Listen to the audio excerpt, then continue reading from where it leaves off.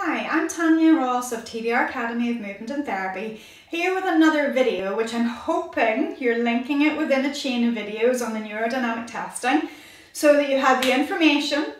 If you haven't watched it, please watch it first. It's very important that you understand where we're going with this, but also then making sure that you followed along the median nerve test. One of the other movements that we have just had a video on just before this one, if you haven't seen it, is on balloon padding. This next movement that I'm going on to is watching the watch, and I want you to work with this movement in the same protocol. I don't want you to feel anything. You go to an edge, no pain, no nervy symptoms down the arm. I want it to be that you're going short of that, so that it's a nerve slider or a flosser as opposed to a tensioner and irritating anything. So whenever you're taking it through the movement, I want you to imagine just with one arm at a time. You could do both, but we're going to just work with one.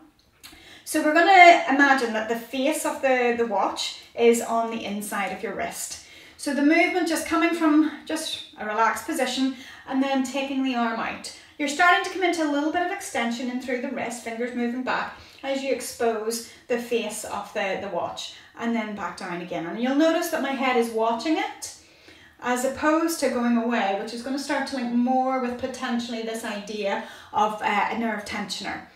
So with the Now Grip, these tests that are recommended, they are gentle movements. They're designed to be that way. Whether you believe these work or not, you don't know until you maybe have certain symptoms, that when you try them it can help to alleviate them. Because it's basic movement, and hopefully we've differentiated to know whether it is nerves or is it muscles or is it joints. That's where you need to see a medical professional to help you with that.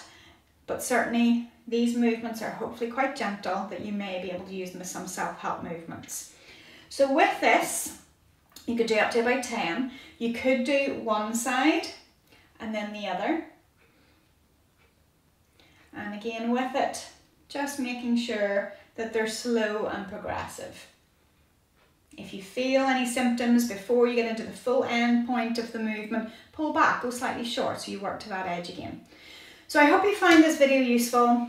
Like, comment and subscribe so that hopefully we can keep you informed of other videos. But certainly there's other movements within this paradigm. So if you do wish to watch more, then check out the next video that's coming. Thanks for watching.